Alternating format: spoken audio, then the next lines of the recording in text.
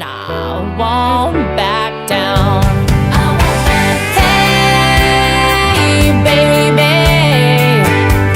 there ain't no easy way out. Hey everybody, thanks so much for joining us right here on The Right View. What a time for a show. We're excited tonight. But before we start, I want to tell you about Golden Revive Plus. If you suffer from chronic pain, listen up. Here's a way to help you get real relief.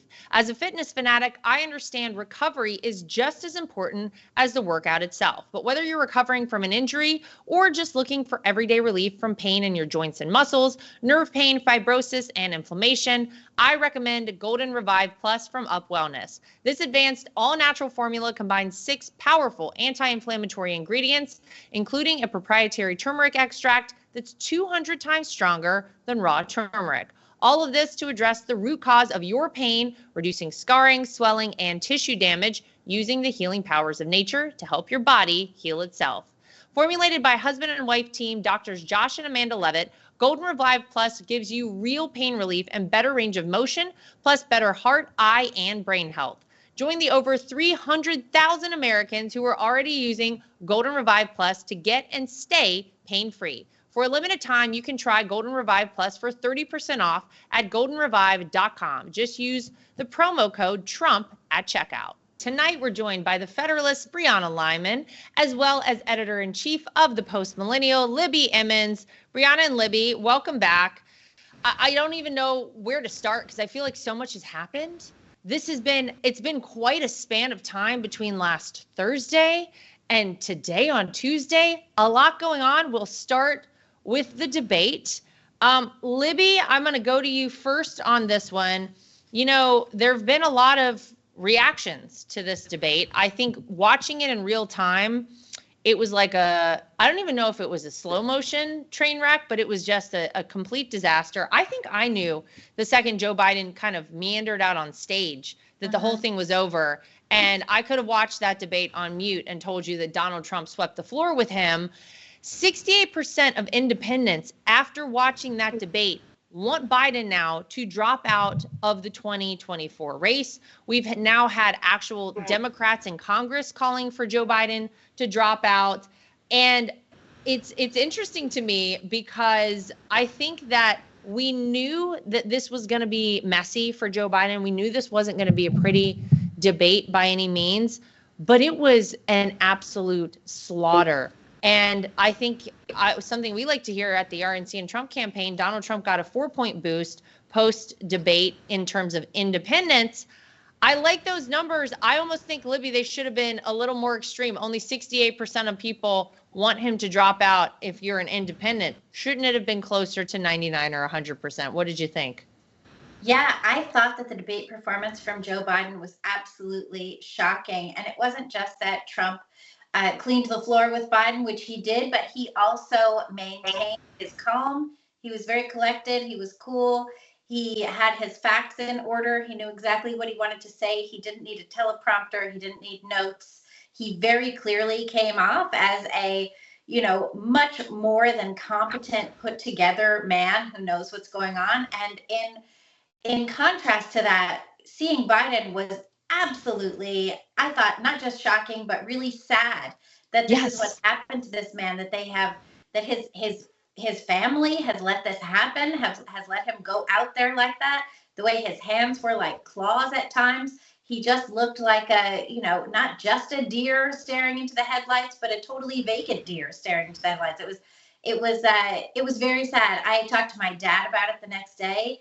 And my dad is a great guy, but he's pretty much a normie. He's not like glued to the news like the rest of us here. And he said, I didn't know that he was that far gone. I think that's the reaction that a lot of Americans had. Now, Democrats, I think, have known about this. Yes. They let it go on. This has been their guy. And now that they realize that he's pretty much run out of gas before he's gotten to the next exit, they want out. But I don't know that that's something you can do, especially given how many people have already voted in the Democrat primaries across the country. That is a great point. Brianna, there are a lot of calls now to replace Biden on the ticket. They have a bit of a pickle on the Democrat side, though. They're in deep. They're kind of backed in a corner because either Joe Biden has to say, you know what, I'm done, I'm going to drop out, or they have to utilize the 25th Amendment and literally say, this guy cannot be the president of the United States. We do not believe he has the faculties and the ability to run the country. And they invoke the 25th Amendment. To Libby's point, though, this has been an interesting thing, because if either of those two things happens and they're able at the Democrats' convention to nominate someone else, a person who millions of people have not cast a vote for, would it not go completely against our democratic process here in America, where we, the people, are supposed to decide who our leaders are? We are supposed to vote those people into office. And let's say they plug in a Gavin Newsom or a Gretchen Whitmer or whoever you want to pick a name and plug them in there. Millions of people have not voted for that person. How can they actually look at the American people every day when they say Donald Trump is a threat to democracy? They are threatening our democratic process by even thinking about doing something like replacing Joe Biden on the ticket. Yeah, Biden's debate performance has created an unmitigated disaster. And the reason being, there's a cacophony of voices right now from the media, from pundits, and now from some Democratic representatives saying that Biden cannot be the nominee, not because of his incoherence, not because he can mumble his way through a speech, because he trips, because he's not physically and mentally there, but because he threatens Democrats' chances of holding power. But Lara, you mentioned a great point earlier. Democrats have boxed themselves into a corner. The first problem they run into, like you said, is how are they going to say, the party of, democracy and we believe elections results, are going to say to thousands of primary voters, we're going to let a few people in Washington actually overrule everything you wanted. That's not going to go over well. Secondly, this is the party of diversity. How will you look at Kamala Harris, who is less favorable than Joe Biden, and say, hey, black woman, we're going to put a white guy like Gavin Newsom in? Not going to go over well. And the final problem, you said earlier this is an or. I think this is an and problem. And what I mean by that is, if Joe Biden is not fit to be the nominee based on Thursday's performance, how can the Democrats justify to the American people that he can't be the nominee because he's too dangerous, but he can be president for the next 6 months? And so I think Democrats are very cognizant of the fact, if they remove him as the nominee, they also have to either invoke the 25th or they have to get him to step down. And if they don't do either of those things, I think it confirms what we already know. Joe Biden is not the man running the show right now. Yeah, and it's so frightening on so many different fronts, Libby. The other thing they have a problem with is, think about all the money that they have fundraised for Joe Biden and for Joe Biden's campaign. FEC rules dictate that most of that money cannot just be transferred to some other candidate if they choose another candidate as their nominee for president. What happens to all that money, and how do you then catch up in the 11th hour?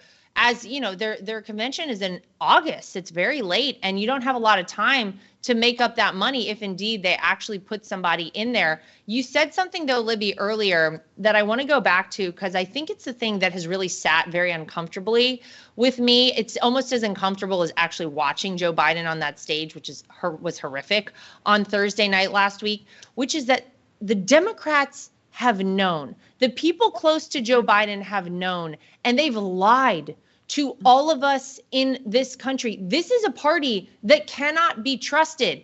If you saw the same debate that I saw last Thursday night and you saw Joe Biden on that stage, people have been trying to tell you, and they've been lying to your face, that Joe Biden is fine. He's great. He's got more energy than most people half his age. What you see in front of your own eyes, those are cheap fakes, Libby. These people cannot be trusted in the Democrat Party. I hope people took a long, hard look at that, and I hope they really did some reflection. And I want people out there who have voted Democrat for your entire life to take a look at this party. How on earth can they trust these people who have consistently lied only to the detriment of America, and obviously because they want to maintain power? This is very dangerous stuff. Yeah, I was having that same thought as well when you were talking about how they could potentially replace Biden with somebody else, some of the new potentially like Whitmer or Newsom or something like that, how they would catch up in fundraising. Why would any of these donors believe anything the Democrats say at this point? Why would you think that the same party that has been keeping from you the fact that you have a president who is going through at first the early stages and now would appear to be, increasing stages of dementia or something along those lines, Why would you think that this party was going to tell you the truth about any of the candidates who they might offer? And when you look at who they might offer, these are people who are very in favor of child sex changes. These are people who, were in favor of shutting down churches during COVID, which was just so terrible. These are people who say that if you complained about vaccine mandates, you were racist. These are insane people out there. And I don't think that any moderate donor could look at them and say, oh yeah, those people are really going to win over the American people in, the next 20 minutes so that we can push them into the White House. There's no one else out there. The Democrats got involved with Joe Biden. They knew what was happening to him. They signed him on anyway. They lied to the American people. They enlisted the mainstream media to lie to the American people as well. They continuously hid him from the public, not just during the election, but during these past few years. They don't let him out between 10 and 4. They won't let him take any questions. This is your guy, Democrats. This is your guy. And if you don't like it, you only have yourselves to blame. It is really, it's a crazy time. It is a really crazy time. It would have been bad enough, though, if they had just lied about it on the front end and then everybody saw the debate and then they all said, you know what? It really has gone too far. This cannot be the person who's the leader of the free world. Like, obviously, we've done something wrong. The fact that they're still out there beating this drum as though Joe Biden has his faculties about him and has any ability whatsoever to be president, to run the country, to be our commander in chief. Are you kidding me, Libby? That's the problem I have. I got very upset on Friday. I did a show and I was on TV right after a senator, a Democrat senator, I won't even bother to say his name, who literally went on national television and told the American people, Joe Biden's the guy. He's able, he's fit, he can do it. And to me, it's mind-boggling that they're still out there lying to you. This isn't, and one of you said this earlier, this isn't just about, can Joe Biden make it for 4 more years as the president? We've got to get through an election and all the way up to January 20th, 2025, whenever Donald Trump is, God willing, sworn in to be our next president. The people of this country are probably very panicked.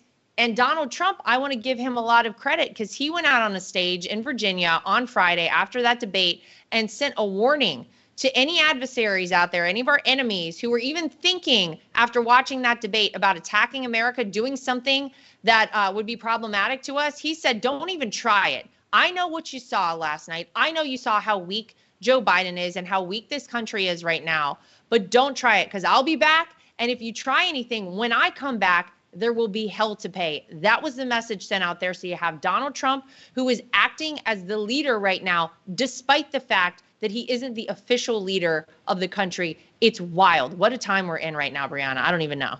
Yeah, absolutely. And the media, the Democrats like to say that MAGA extremists and Republicans are the greatest threat to democracy. And I would argue that the media is the greatest threat to democracy. And the reason I say that, and Libby mentioned this earlier, but the White House sent out press releases and CNN, New York Times, they regurgitated whatever the White House said with no questions asked. Peter Doocy is one of the only reporters in the White House press briefing that pushed back against every single, agenda that the White House put forward about, whether Biden was capable, why Biden wasn't taking questions from the press.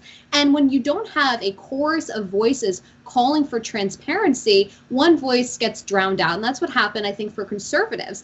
And, Chris Cillizza from CNN, he is just on a rampage tweeting how Biden can't be the nominee. How were we lied to? This is ridiculous. And if you go through his byline on CNN, you will see him saying, for instance, that Republicans are lying, right? These are cheap fakes. And so the problem is that the media, the only reason they are now acknowledging the problem is because they were caught flat-footed. There is no possible way they could have spun a 90-minute live debate to say, well, Joe Biden's fine, because the American people, for once in 4 years, had unfettered access, essentially, to Joe Biden without a teleprompter, without note cards, without his advisors pulling him away. And that's the reality of who Joe Biden is. And so the Democrats are feigning ignorance when really they just were being derelict in their duty as a journalist.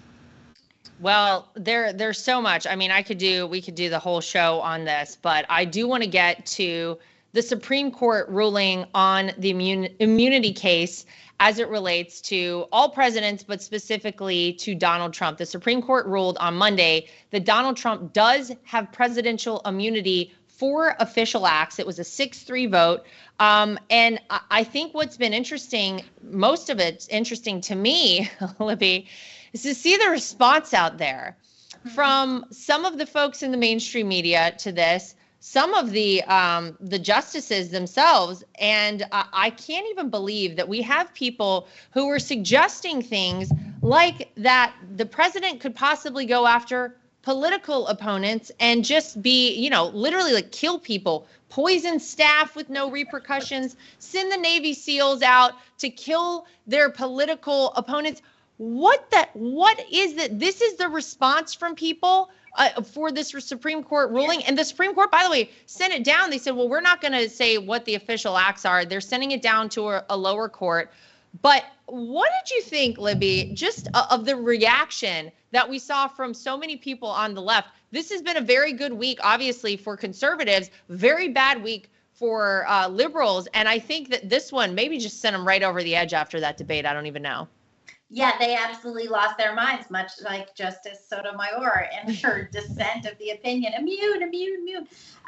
Yeah, I think that all of the people who were freaking out about this ruling did not actually read the ruling, which is very clear and says that you do not have immunity if you are president, if you murder people, if you prosecute your political opponents with Navy SEAL teams or what have you. Like, all of this is very clear. So yeah, that was very interesting. You have immunity for your official actions taken during that period. And what's interesting too is right after the immunity ruling, Trump's team was able to use this against Alvin Bragg in New York, who prosecuted Trump for what he said were actions taken while he was doing his official acts as president, essentially signing checks in the White House. So that's going to be really interesting. You know, you have this fruit of the poison tree type of thing. The sentencing has been postponed until September. So Trump will be able to be at the RNC. I know a lot of people were wondering what an RNC without a candidate was going to look like in the event that everything went south on July 11th. And now we know that won't happen. But yeah, people were freaking out. The people who were freaking out didn't read the ruling. They listened to the sound bites and they assumed that everything they heard from Joy Reid was accurate and truthful, which is, of course, where they've been going wrong all of these past few years. Yeah, you might have heard Mike Lindell and MyPillow no longer have the support of their box stores or shopping channels the way they used to. They've been part of cancel culture. So now they want to pass the savings directly on to you by having a $25 extravaganza. When Mike started MyPillow, it was just a one-product company. But with the help of his dedicated employees, they now have hundreds of products, some you may not even know about. To get the word out, I want to invite my listeners to check out their $25 extravaganza. 2-pack multi-use MyPillows, just $25. MyPillow sandals, $25. Their 6-pack towel sets, $25. Brand new 4-pack dish towels, you guessed it, just $25. And for the first time ever, the premium MyPillow with all new Giza fabric, just $25. Orders over $75 will receive free shipping. This amazing offer won't last long. Go to mypillow.com and use promo code Trump or call 800-624-3945 today. If that's where you're getting the bulk of your information, I don't even know what to say. You have a lot of problems out there. Yeah, so we will have Donald Trump. To your point, Libby, we'll have Donald Trump at our convention in Milwaukee, Wisconsin on July 19th to accept our nomination, our party's nomination to be president to run as president for our party, and I believe to be president of the United States as well. But I got to tell you, we were ready for anything. Everybody was asking, well, what's going to happen? What if they put him on house arrest? What if I said it really doesn't matter because Donald Trump will ultimately be our party's nominee, and I believe he'll go on to become president. But now the fact that we can plan for that is nice. Of course, let me just read you here, Brianna, a little bit about what some people were saying. They said, without presidential immunity from criminal prosecution, there can be no presidency as we know it. For 234 years of American history, no president was ever prosecuted for his official acts. The framers of our Constitution viewed an energetic executive as essential to securing liberty. If a president can be charged, put on trial, and imprisoned for his most controversial decisions as soon as he leaves office, that looming threat will distort the president's decision-making precisely when bold and fearless action is most needed. Every current president will face de facto blackmail and extortion by his political rivals while he is still in office. I couldn't say it any better myself, which is why I wanted to read that. I think it is perfectly summed up. The idea that you are going to be able to go after a president for decisions. I mean, this is the toughest position in the world, Brianna, and the decisions that have to be made on a daily basis. Most of us have no idea how much pressure is on a person in that position. And I look at things that happened while my father-in-law was president. Having to make big decisions about sending drones out to kill, terrorists around the world, and things, are major decisions that take people's lives into account. If you have in the back of your mind, while you are a sitting president, that everything I'm doing will be scrutinized and I could be prosecuted for it when I leave office, how on earth does anybody think you could have been an effective president? I can't think of any other ruling than the one the Supreme Court came out with to put this issue to bed, to say, let's move on. Enough is enough. We know you've been going after Donald Trump very hard and looking for anything you can on this man, but this is a bridge too far. This is not what being president is about. Thank God they came out with this decision, Brianna. Absolutely. And the quote you read in the beginning really highlights the fact that the Supreme Court, first of all, they didn't create law yesterday, right? They reaffirmed precedent, and that the president is not able to be prosecuted for an official act. And what's really important is that they divided any act into three categories, right? There are official acts, which get absolute immunity. Then there are acts in the outer perimeter, which a lower court judge could adjudicate, right? They could determine if that's official or unofficial. And then that brings us to the third basket. If it is determined it's an unofficial act, it is fair game to prosecute, right? i.e., no one is above the law. So, for example, you go back to the Obama-Biden administration. When Obama murdered 3 American citizens with a drone strike, and Eric Holder said, we're not going to explain ourselves, would that be an official or an unofficial? Well, thanks to the Supreme Court, that could have been adjudicated, and if it was an unofficial act, he could have been prosecuted, right? So that's the idea there. The reason that the media and Sotomayor, with her egregious dissent, is running with this is because I think it's an opportunity for them to try and galvanize disillusioned and disenfranchised Democrats by saying, look, Biden sucks. Biden can't even, this is weekend at Bernie's at the White House. But if you vote for Biden or whoever the Democrat nominee is, we might be able to replace a seat on the bench, because Alito, Thomas, they're in their 70s. God forbid something happens to one of them or any of the justices. There will be an empty seat to fill, and Democrats can use this to essentially galvanize voters and say, if you don't want Donald Trump to be able to, shoot someone on Fifth Ave, that's the stuff I'm reading on Twitter, then you better vote for a Democrat to prevent that. And so they're using the opportunity to misrepresent the case and to smear the justices to not only get Biden in office, but to later push their agenda for court packing, expanding the bench. You have it. Yeah, well, AOC wants to get rid of all of them, so she's done with all of them. Get them all out of there. She's done with it. Just to go back for a moment to the debate very quickly, we heard a lot of things. It's funny, post-debate, of course, everybody's immediate reaction was just horror, right? Everyone, left-wing media, right-wing media, everybody in the middle was just like stunned about what they saw, and you can't fake it at a certain point. It's just like they had to react in the moment. And then I saw what they were doing a couple hours later after it kind of settled, and they were like, okay, now we got to get back in this fight and make sure Donald Trump isn't the president. They all went after Donald Trump. Donald Trump lied. I'm still waiting to hear about all the lies Donald Trump told. One of the lies Joe Biden told during the debate, though, Libby, was that the Border Patrol Union endorsed him. And almost immediately, I thought it was actually hilarious, almost immediately they came out and rebuked him, and they were like, absolutely not. We never have and we never will endorse Joe Biden.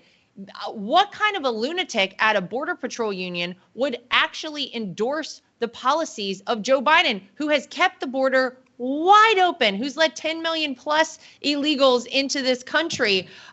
They pretty quickly came out and slapped that back, and they were like, no way, not from us. I thought that was amazing, and that one got a lot of play in the middle of that debate. What did you think of that lie? And who told Joe Biden to say that? Because he didn't come up with that on his own. Yeah, I thought that was really funny. In fact, we were covering the debate at the Post Millennial, and Hannah Nightingale, who's one of our editors, pointed that out, and we got a story out right away, because that was just absolutely shocking. These border measures have been out of control, and that was just one of the many lies that Yeah. Biden told, he also said that no servicemen had died under his watch. There were 13 famously in Afghanistan during that disastrous pullout, and there were just 3 in Jordan in January. So, he was just lying all over the place, just making stuff up. And it's very telling that in any other year, all of these lies that Biden told would have been the headlines coming out of the debate. There would have been fact checks coming out of the debate that this is what happened. But his performance was so incredibly horrific that no one even had time to pay attention to these lies. So I'm very glad that that Border Patrol jumped in and did that. Yeah, Brianna, the vice president of the Border Patrol Union, came out and he said this administration, they'll lie about what's happening at the border, or they won't realize that it's actually happening. So it's one of the two. He says it's one of the two, and it's upsetting to see because the country is suffering from it. So I don't know what Joe Biden was talking about there, but we know that this administration has completely failed on the southern border. And if people remember back to those, there was this group of illegal immigrants who stormed the border back in March in El Paso. I think everybody remembers the video. It was really aggressive. They stormed the Border Patrol agents. We have now learned that a majority of them have been released into the interior United States.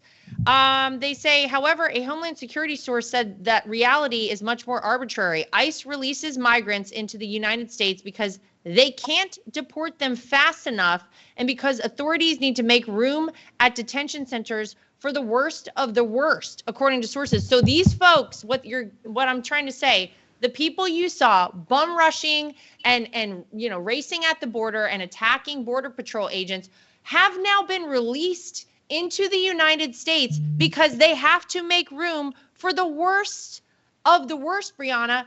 We don't even know how bad it actually is. Much like we didn't know how bad Joe Biden really was, I don't think we actually know how bad it is at the border. You hear Donald Trump all the time talk about the fact that you've had Venezuela emptying their prisons. If you actually go down to Venezuela right now, a lot of their prisons are very light in folks locked up there. And you have to ask yourself, well, where are they going? A lot of those people are coming here to America. So they've released these people who committed this really egregious act here on our Border Patrol into America because they're not even, Brianna, the worst of the worst. This is terrifying. Yeah, actually, the worst of the worst have been released by Border Patrol or have been gotaways, right? Every single migrant that we've read in recent news, a lot of it reported by Jenny Terra at the New York Post, is that these migrants who have murdered young women across the country, raped them, brutally just ended their lives, have been either released by Border Patrol, they've been given an ankle monitor and then it's been taken off, or they've just been a gotaway, right? So we're not even keeping the worst of the worst locked up. Second of all, you mentioned some of the lies in the beginning. You said you don't know what the lies are. Let me tell you what the lies are. I looked at, I think it was President Biden's official POTUS Twitter account. It could have been his campaign account, so don't fact check me on that one. But one of the lies that Donald Trump apparently said during the debate was, quote, migrants are living in luxury hotels in New York City and other states. Apparently that was a lie.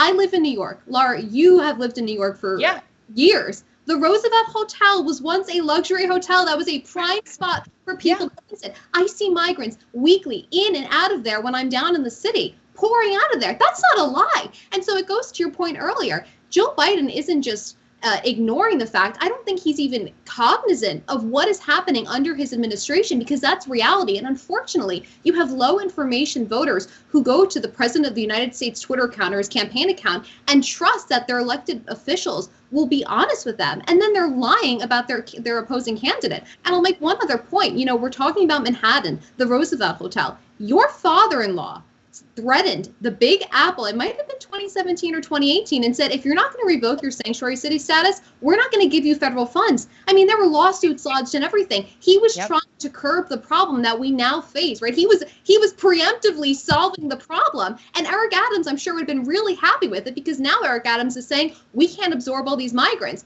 Well, maybe if your Democratic predecessor would have listened to Donald Trump and not accepted criminals into his city and in turn for getting federal funding, you wouldn't be in this precarious position.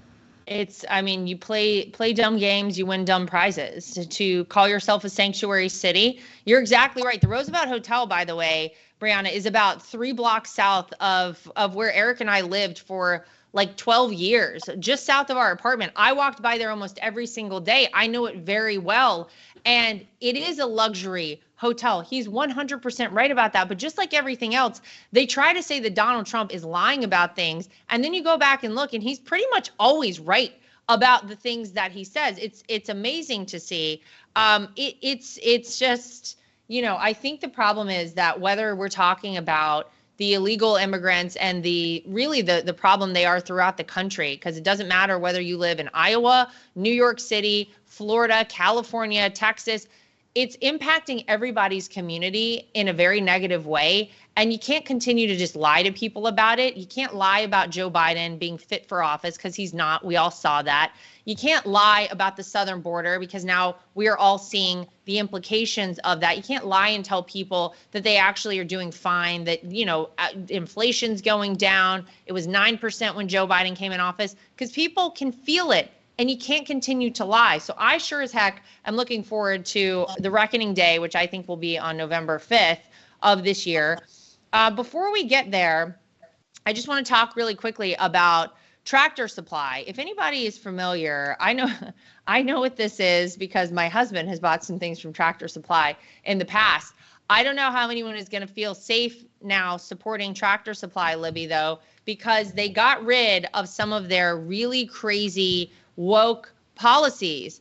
This is a retail chain. It sells home improvement equipment, livestock, and agricultural supplies for farmers. You know, they have pet supplies there as well. It said it will stop sponsoring pride festivals and cut ties to LGBTQ advocacy group Human Rights Campaign. It will also eliminate DEI roles and reiterate our current DEI goals while still ensuring a respectful environment. Tractor Supply instead will beef up its support for veteran causes, emergency response agencies, animal shelters, state fairs, rodeos, and farmers markets, the company said.